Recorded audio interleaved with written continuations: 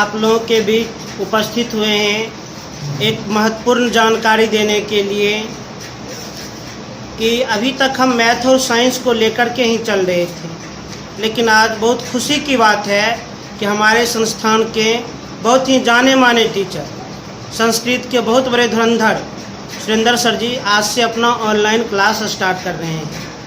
और जिस तरह हम आप लोगों से वादा किए हैं कि मैथ और साइंस आप लोग को हम कंप्लीट कोर्स करवाएंगे, उसी प्रकार हम उम्मीद करते हैं सुरेंद्र सर जी भी कंप्लीट कोर्स ऑनलाइन करवाएंगे, यदि आप लोगों का साथ मिला तो।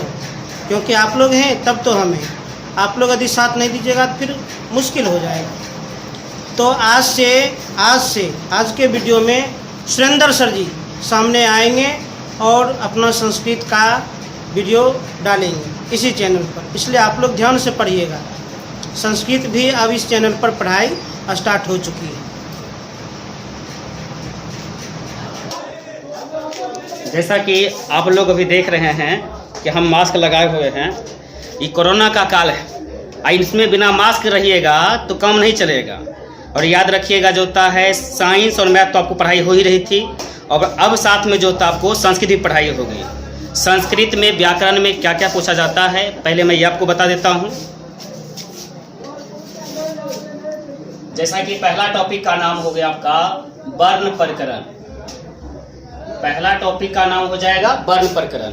इसमें आप जो होता है वर्ण की परिभाषा, वर्णों के भेद एवं उसके उच्चारण स्थान के बारे में जानेंगे।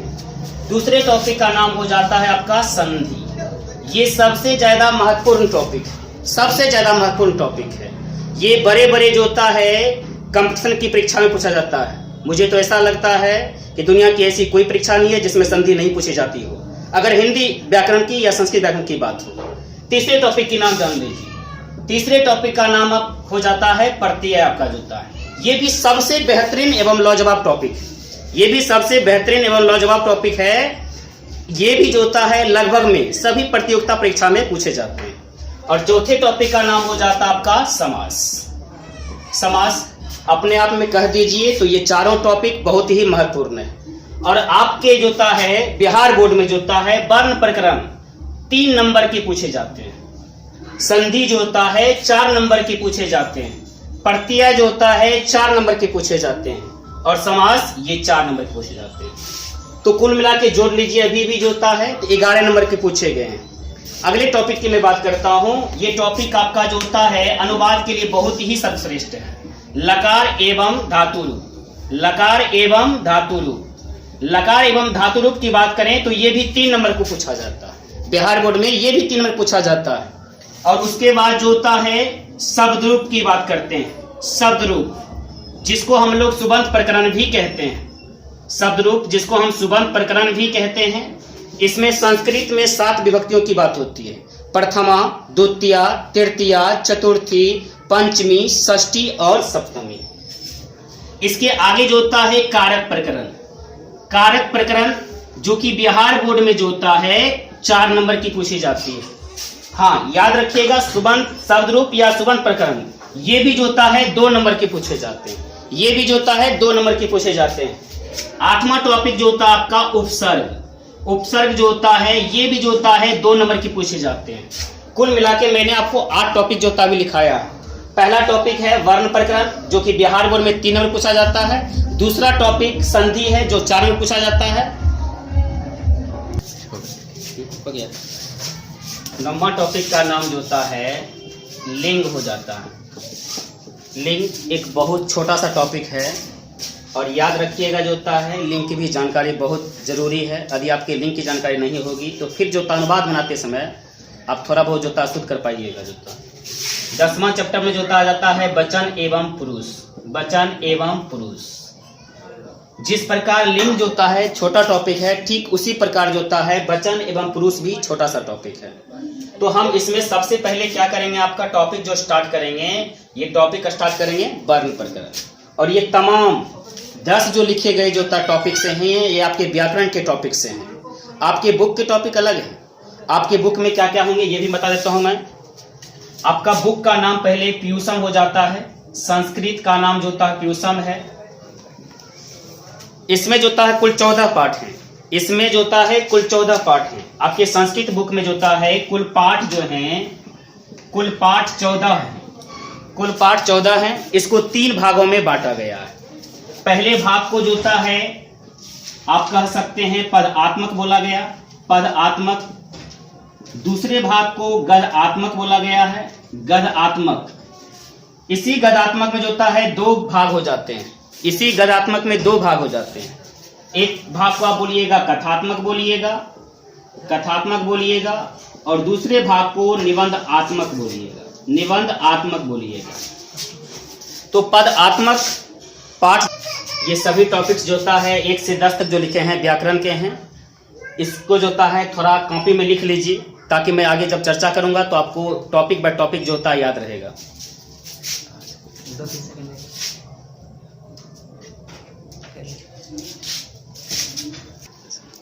जैसा कि आपको बताया गया है, ट्यूसम आपके संस्कृत बुक का नाम है। ये ट्यूसम जो होता है आपके संस्कृत बुक का नाम है, और इसमें कुल 14 पाठ हैं। कुल पाठ जो होता है 14 है। कुल पाठ 14 हैं। पदात्मक पाठ जो होता है 4 हैं। पदात्मक पाठ 4 हैं। गद्यात्मक पाठ 10 हैं। लेकिन गद्यात्मक पाठ को जो होता है 2 भागों में बांटा गया है। गद्यात्मक पाठ को 2 भागों में बांटा गया है। पहला भाग का नाम कथात्मक हो जाता है, और दूसरे भाग का नाम निबंधात्मक हो जाता है, निबंधात्मक। कथात्मक के कहने का अर्थ होता है कहानी, निबंधात्मक के कहने का अर्थ होता है निबंध। इसमें आपको क्या हो जाएगा, निबंध की भी जानकारी हो जाएगा। आप कहीं पर भी किसी भी टॉपिक पर अगर जो होता है बोलना चाहते हैं, तो आप इस चैप्टर को जब पढ़ेंगे, इसके अर्थ को जानेंगे, तब ये जो होता है आप भाषण दे सकते हैं कहीं भी। और कथात्मक तो जानते ही हैं, कहानी होती है। अब इसमें जो होता है, पहले जो होता है पदात्मक पाठ की मैं चर्चा कर लूंगा। इसमें पहला पाठ आ जाता है मंगलम।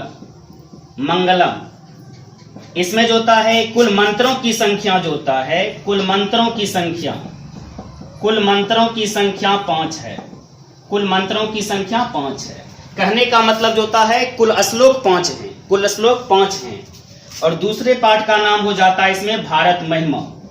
भारत महिमा, भारत महिमा में जो होता है कुल मंत्रों की संख्या 5 है। कुल मंत्रों की संख्या 5 है।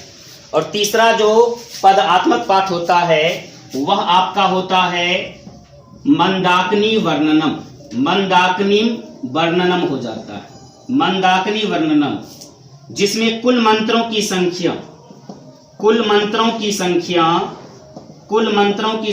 10 है। कुल मंत्रों की संख्या 10 है, यानी श्लोकों की संख्या कितनी है, 10 है। और चौथा पाठ हो जाता है नीति श्लोक।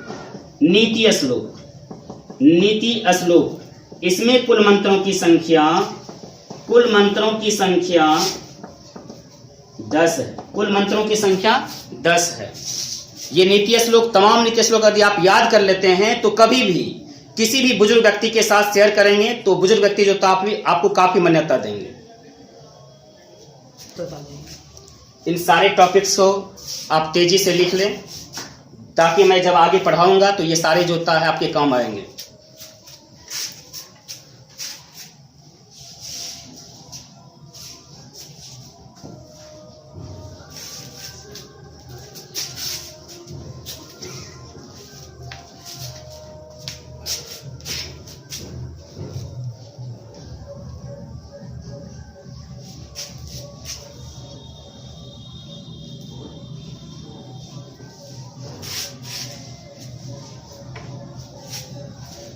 तो आज का जो व्याकरण का फर्स्ट टॉपिक है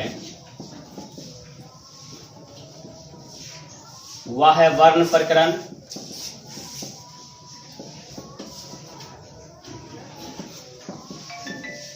वर्ण प्रकरण के अंतर्गत सबसे पहले हम इसकी परिभाषा पढ़ेंगे, वर्ण की परिभाषा। ऐसे जान लीजिए, पहले ये 2 शब्दों का मतलब समझ लीजिए। वर्ण का अर्थ होता है वर्ण यानी अक्षर, और प्रकरण का अर्थ होता है प्रकार यानी भेद। इसमें आप वर्ण एवं उसके प्रकार के बारे में जानिएगा, और साथ ही वर्णों के उच्चारण स्थान के बारे में जानकारी मिलेगी। तो सबसे पहले वर्ण की परिभाषा स्टार्ट करते हैं। जिन मूल ध्वनि का जिन मूल ध्वनि का खंड न हो, जिन मूल ध्वनि का खंड न हो उसे वर्ण कहते हैं। जिन मूल ध्वनि का खंड न हो उसे वर्ण कहते हैं। एक चीज ध्यान रखिएगा, मैंने लिखा है जिन मूल ध्वनि का खंड न हो। खंड का अर्थ आप लोग समझते होंगे, खंड का अर्थ होता है टुकड़ा, यानी जो होता है उसके दोबारा जो होता है आप टुकड़ा नहीं कर सकते हैं। टुकड़ा का मतलब क्या, जैसे कोई हम वर्ण लिख दिए तो उसको दोबारा हम चाहेंगे दो वर्णों में जो होता है दोबारा लिखना तो नहीं लिख पाएंगे। जैसे देख लीजिए, जैसे मैंने यहां पर अधिक क हलंत लिख दिया तो आप इसको दोबारा नहीं लिख सकते। क्यों? आप क को जब लिखते हैं तो क को ही लिखते हैं क हलंत प्लस अ के रूप में, यानी क का टुकड़ा होता है। क का टुकड़ा इसलिए होता है कि क एक व्यंजन वर्ण है, जो कि आप आगे जानेंगे। क एक व्यंजन वर्ण है जो कि स्वर की सहायता से बोला जाता है, और अ क्या है, स्वर है, और इसकी सहायता से क का उच्चारण हुआ। इसलिए जब आप क लिखते हैं तो इसका टुकड़ा होता है। ऐसा नहीं कि ये वर्ण नहीं है, वर्ण ही है, लेकिन हाँ ये खंडित वर्ण है जो जिसका टुकड़ा हो सकता है। लेकिन मैंने परिभाषा में क्या लिखा है आप लोगों को, जिन मूल ध्वनि का खंड न हो उसे वर्ण कहते हैं। दूसरी चीज जानेंगे हम वर्ण के प्रकार के बारे में। वर्ण के प्रकार के बारे में, यानी जो होता है वर्ण कितने प्रकार के हैं, वर्ण कितने प्रकार के हैं, वर्ण कितने प्रकार के हैं। तो जवाब होगा कि वर्ण दो प्रकार के हैं। वर्ण दो प्रकार के हैं, वर्ण दो प्रकार के हैं। सबसे पहला वर्ण का नाम स्वर वर्ण, और दूसरे वर्ण का नाम व्यंजन वर्ण। पहला वर्ण का नाम हो गया, वर्ण के प्रकार का नाम हो गया स्वर वर्ण, और दूसरे का नाम हो गया व्यंजन वर्ण। स्वर वर्ण की परिभाषा देना चाहेंगे, जिन वर्णों का उच्चारण स्वयं हो, स्वयं का मतलब खुद, जिन वर्णों का उच्चारण स्वयं हो उन्हें स्वर वर्ण कहते हैं, और जिन वर्णों का उच्चारण स्वर वर्ण की सहायता से हो उन्हें व्यंजन वर्ण कहते हैं। तो स्वर वर्ण की संख्या कितनी है, तो संस्कृत में स्वर वर्णों की संख्या 13 है, और व्यंजन वर्णों की संख्या कितनी है, तो व्यंजन वर्णों की संख्या 33 है। आप लोग यहां तक लिख लें।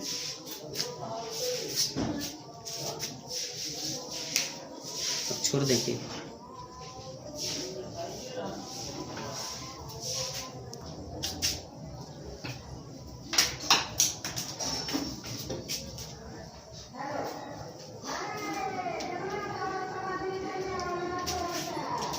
अभी मैंने आप लोगों को बताया वर्ण कितने प्रकार के हैं, तो वर्ण दो प्रकार के हैं। मैंने नाम लिखा था स्वर वर्ण और व्यंजन वर्ण।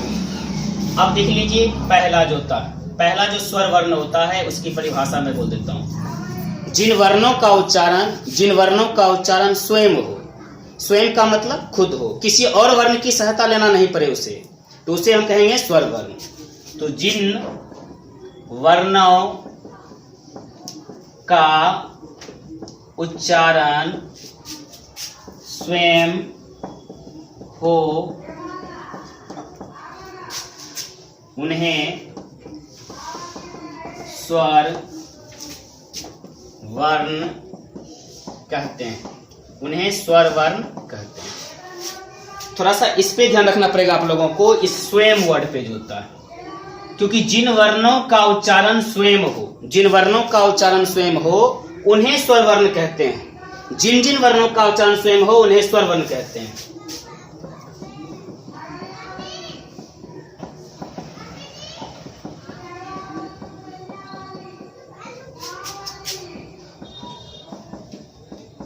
जैसे कि मैंने लिखा, जैसे के रूप में देखिए, अ, आ, हरस्व ई, दीर्घ ई, हरस्व उ इत्यादि, यानी ये तमाम वर्ण क्या है, स्वर वर्ण है। इनका उच्चारण स्वयं होता है। इनके जब उच्चारण हम करते हैं तो किसी और वर्ण की सहायता नहीं लेनी पड़ती है। लेकिन हाँ, नोट में एक बात आपको जानना पड़ेगा कि संस्कृत में स्वर वर्णों की संख्या, संस्कृत में स्वर वर्णों की संख्या, संस्कृत में स्वर वर्णों की संख्या 13 है। संस्कृत में स्वर वर्णों की संख्या 13 है। अब ये जान लेते हैं कौन कौन से 13 हैं। तो सबसे पहले जो था अ से दीर्घ उ तक जब लिखेंगे हम लोग तो कुल वर्ण कितने होते हैं, 6 हो जाते हैं। अ, आ, हरस्व ई, दीर्घ ई, हरस्व उ, दीर्घ उ, कुल कितने हुए, 6 हुए। और ए से लेकर जो होता है औ तक लिखेंगे तो कुल वर्णों की संख्या कितनी हो जाती है? 4 हो जाती है। 6 और 4 कुल मिला के भी तो कितने हो गए? 10 हो गए। बचे कितने? 3 बचे। अब देखिए री, रेरी और लिरी, ये कितने हो गए? 3 वर्ण हो गए। अब आप इनको जोड़िएगा तो कुल कितने होते हैं? 13 होते हैं। तो संस्कृत में इस तरह जो होता है कुल स्वर वर्णों की संख्या कितनी होती है? 13 होती है। आप लोग इसे लिख लें।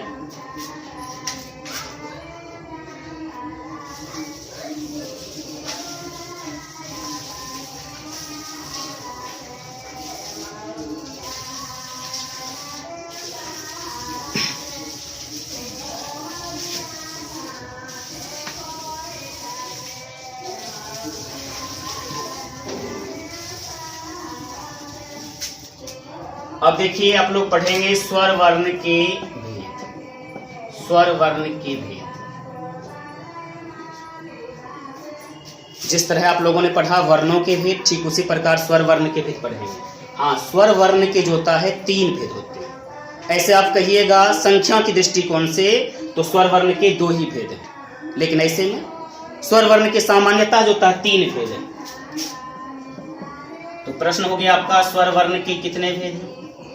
स्वर वर्ण के कितने भेद? स्वर वर्ण के कितने भेद हैं? उत्तर क्या होना चाहिए? स्वर वर्ण के 3 भेद। स्वर वर्ण के 3 भेद। स्वर वर्ण के 3 भेद। हाँ, एक छोटा सा लॉजिक में बताना पसंद करूंगा। आप जब स्वर को लिखते हैं तो जरा देखिए तो आप कुल वर्णों की संख्या अगर याद करेंगे ना, इसमें जो होता है कुल वर्णों की संख्या तो 3 होगी। तो इससे भी याद कर सकते हैं कि स्वर में वर्णों की संख्या जब 3 हुई तो इसके भेद भी जो होता है कितने होते हैं? 3 होते हैं। सबसे पहला नाम हो गया आपका जो होता है मूल स्वर वर्ण। मूल स्वर वर्ण। और दूसरा नाम हो गया दीर्घ स्वर वर्ण। दीर्घ स्वर वर्ण। तीसरा नाम हो गया पलुत स्वर वर्ण। पलुत स्वर वर्ण। मूल स्वर वर्ण की परिभाषा अगर जानना पसंद कीजिएगा तो मूल स्वर वर्ण की परिभाषा होती है जिन स्वर वर्णों का उच्चारण में, जिन स्वर वर्णों के उच्चारण में सबसे कम समय लगता है, जिन स्वर वर्णों के उच्चारण में सबसे कम समय लगता है उसे मूल स्वर वर्ण कहते हैं। आप संक्षेप में लिख सकते हैं बहुत कम समय। बहुत कम समय जिसमें लगता है उसे मूल स्वर कहते हैं। और मूल स्वर से जिसमें अधिक समय लगता है उसे दीर्घ स्वर कहते हैं। यानी मूल स्वर से जिसमें अधिक समय लगता है उसे दीर्घ स्वर कहते हैं। और पलुत स्वर वर्ण किसे कहते हैं? जिसका प्रयोग पुकारने, चिल्लाने या संबोधन वगैरह में होता है, या संबोधन वगैरह में होता है। तो इस प्रकार हम जाने कि स्वर वर्ण के कितने भेद हैं। तो स्वर वर्ण के जो होता है 3 भेद हैं, मूल स्वर वर्ण, दीर्घ स्वर वर्ण और पलुत स्वर वर्ण। आप इस तमाम शब्दों के सहारे जो होता है आप इसकी परिभाषा बता सकते हैं। आप बोल सकते हैं जिन स्वर वर्णों के उच्चारण में बहुत कम समय लगता है, जिन स्वर वर्णों के उच्चारण में बहुत कम समय लगता है उन्हें मूल स्वर वर्ण कहते हैं। और जिन स्वर वर्णों के उच्चारण में अधिक समय लगता है उन्हें दीर्घ स्वर वर्ण कहते हैं। और जिन स्वर वर्णों के उच्चारण में यानी जो होता है जिन स्वर वर्णों के उच्चारण का प्रयोग होता है पुकारने, चिल्लाने या संबोधन होता है उसे पलुत स्वर कहते हैं। लिख लीजिए इसे।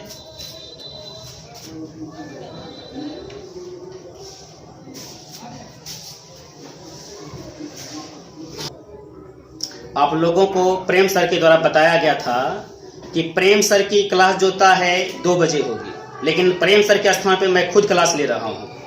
अतः जो होता है जब प्रेम सर जो होता है आपको क्लास लेंगे तो बता देंगे कि प्रेम सर की क्लास कितने बजे होगी। और मेरी क्लास याद रखिएगा, मेरी क्लास जो होता है दोबारा जो होता है सोचना पड़ होगी, लेकिन हाँ याद रखिएगा जो होता है मैंने जो भी टॉपिक पढ़ाया वो सारे टॉपिक जो होता है निश्चित रूप से याद होना चाहिए। हाँ, याद के साथ साथ निश्चित रूप से जो तैयार रखिएगा, सब्सक्राइब कर दीजिएगा चैनल को, लाइक कर दीजिएगा और शेयर जरूर कर दीजिएगा। और शेयर नहीं कीजिएगा तो यार जरूर हो जाएगा जो होता है।